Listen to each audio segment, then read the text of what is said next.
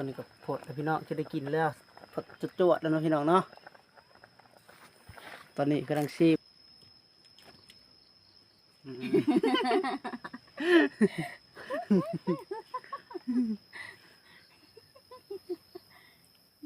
คือแล้วเจ๊กินไหมกินแล้วไอ้เจ๊เห็ด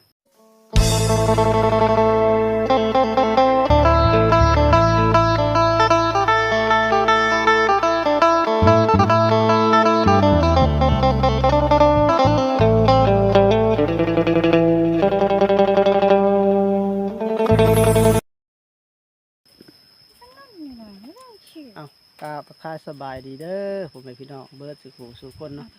มื่อนี้ก็มาอยู่กับช่องบ่าวพรถิ่นน้องหลวงคือเก่าพี่น้องเอ้ยมื่อนี้บ่าวพรเองก็เลยออกมาสวนอีกตามเคยเนาะพี่น้องออกมา3 มันอีกคือเก่าพี่น้องเอ้ยเสียหญ้าแล้วก็มา3 มันต่ออีกพี่น้องเพราะว่ามันเขาตายหลายเนาะ5 กัดแล้วเนาะพี่น้องเนาะตอนแรกก็จีเขาไปหาตัดเอาลำมันอีกมา3อีกพี่น้องสวนต้นนึงอีกมื่อนี้ก็ออกมา1 ถุงแล้ววะ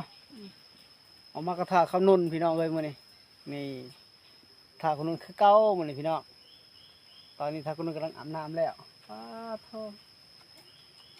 ดูเหยียดดูแก้วโชคฮะเนี่ยมันกองมันให้คุณเนี่ยเนี่ยหมวกกันพี่ยังนี่ป้าน่ะคอก็ได้หกออกดำปื้อใช่เลย เอาหน้าคอผมเว้ยนี่นี่แต่อาหารมื่อนี้ออกมากระถาข้าวนุ่นพี่น้องเลยเพราะว่าบ้านนี้บ่าวพรเองก็หลังจากปลูกมันแล้วก็สิไปหาเอาหน่อไม้มาแกงพี่น้องเอ้ยสิหาเอาหน่อไม้มาแกงกินตอนเที่ยงนะพี่น้องเอาสบายดีนะครับนุ่นนุ่นสบายดีกล้องด้วยนี่สบายดีกล้องดูสบายดีเลยเอาแขนขากันนี่สบายดีพี่น้องฝากกดติดตามพอใครในเด้อสินี่สบายดีเนาะคว้าเอานี่ตอนนี้กำลังสิไปหาหน่อไม้มาแกงพี่น้องเลยมาแกงสดน้ำฮ้อนๆเนาะพี่น้องอยู่สวนคือเก่าพี่น้องเลยตอนนี้ตะเวนเริ่มเลยเนาะเริ่มเที่ยงเลยมากัน3 คนคือเก่าพี่น้อง3 คนพอลูกแม่ลูกคือเก่ามื้อนี้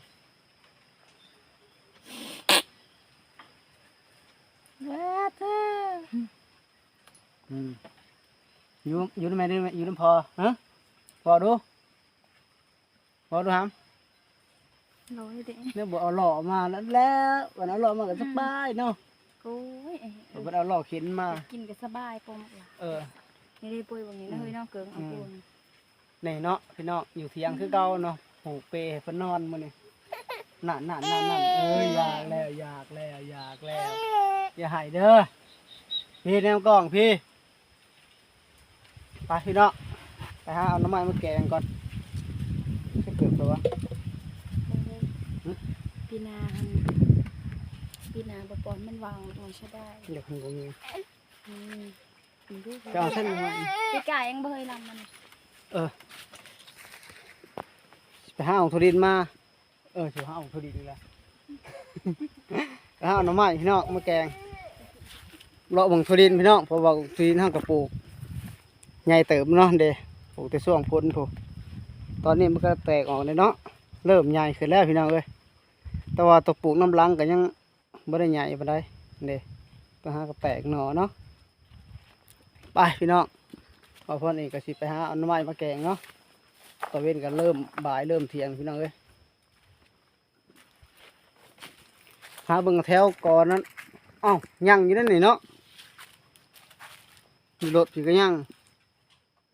ทั้งเป็นมันเหือนะหาหน่อไม้มาแกงพี่น้องเอ้ยไม่ใช่เดี๋ยวแนวใส่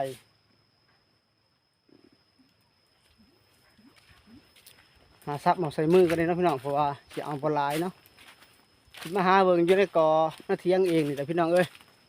นี่เนาะเพราะว่าออกมาอยู่นอกพี่อยู่นอกพี่กระมวลเลยหัวเดี่ยงหมูเดี่ยงไก่อยู่สวนพี่เนาะ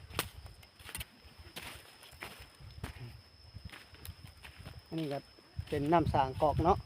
มีสางพร้อมพี่น้องเอ้ยนี่ เวลาเกลือหมูเกลือไก่กับสูบเอาพี่น้องอยู่สวน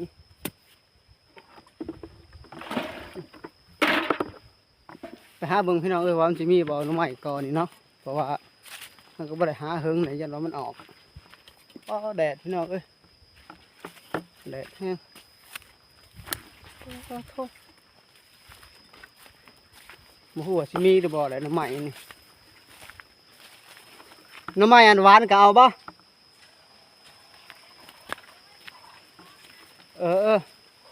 บ่ได้หน่อไม้จังไผจะเอาหน่อไม้หวานนะพี่น้องหัวหน่อไม้นี่ชวนนี่มันบ่อยากออกจะเป็นได้ฝนก็ตกมาใส่อยู่แต่ว่าคันชวนในหันมีก็มืดแท้ว่าเอาหน่อไม้ก่อนพี่น้องก่อนนี่บ่มีก่อนบ่มีก็ไปหาเอาหน่อไม้หวานเนาะนี่ออกพี่น้องแล้ว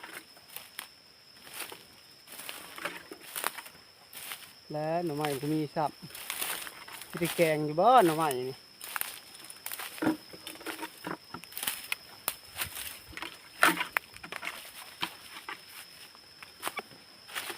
มีแต่กอหน่อไม้ร้ายพี่น้องตั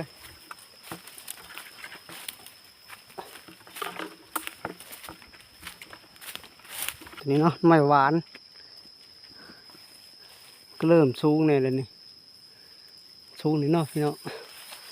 เอาหน่อไม้หวานไปแกงพี่น้องนี่หน่อไม้ยาวๆเนาะเอาอีก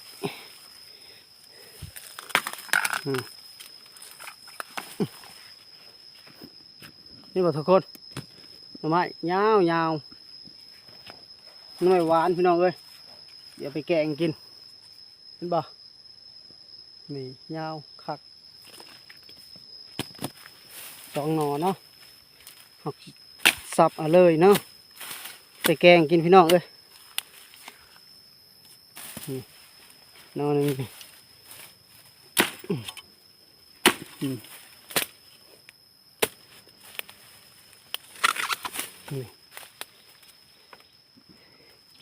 ไปพ่อพี่น้องมาในลายนอนเนาะได้เน้งแล้ว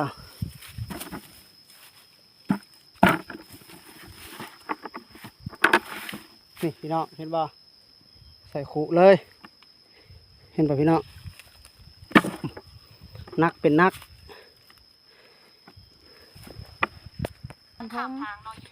พี่น้องเอาน้ำไม้มาแล้วเขากัดไปหาเงินเสามิวเพิ่นปอกเนาะพี่น้องเนาะบ้านนี้ใช่เสามิวเพิ่นอันปอกน้ำไม้ก่อนพี่น้องบานไปปอกเลยมาครับจับน้อยนะจับอะไรตอนนี้ก็ให้เสามิวเพิ่นปอกน้ำไม้แกงนะพี่น้องทำมันให้น้ำไม้ก็ได้พวกเราจะกินข้าวเพลนพี่น้องฮะจักเอาแต่บ่เอาเสาเนี่ยเกียงมากบ่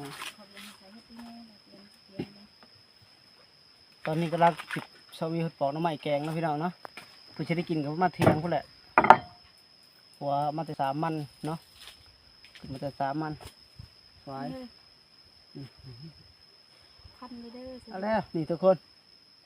หน่อไม้จังไพ่เนาะว่าเสียมาปอกแกงทำไพ่นี่ทำมันน้อยนี่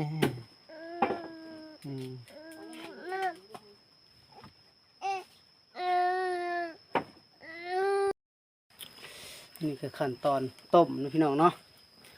ตอนนี้กำลังต้มเนาะใกล้สิแกงแล้วนี่ขั้นตอนต้มก่อนนะพี่น้องตอนที่เรามีเป็นกำลังขีดยองยานางเนาะ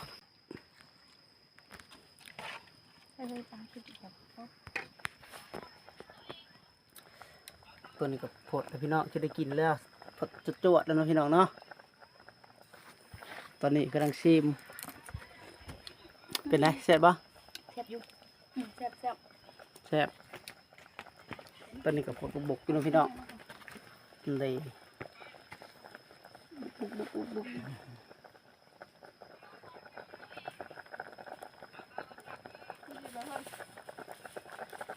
มาใส่แล้วบ่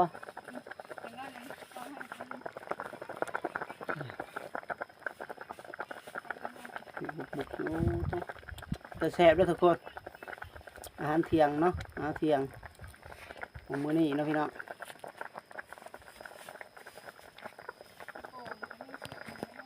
อืม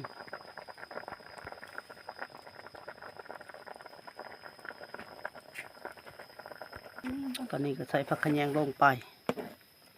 พอดีเบอร์น้ำเนี่ย พอดีละ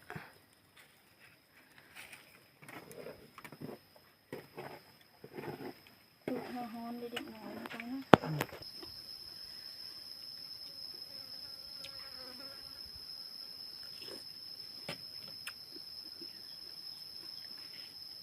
นักดินจะปลูกงามก็ได้เนาะเฮ้ยเนาะจะปลูกงาม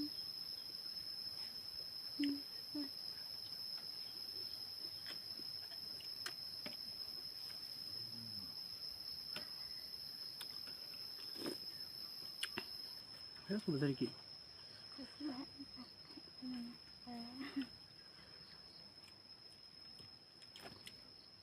อืม นี่คืออะไรนะเจ๊กินนะ กินแล้ว ไอ้เจ๊เห็ดคืออะไรเจ๊ตัวนั้นมีความมั่นใจนะเจ๊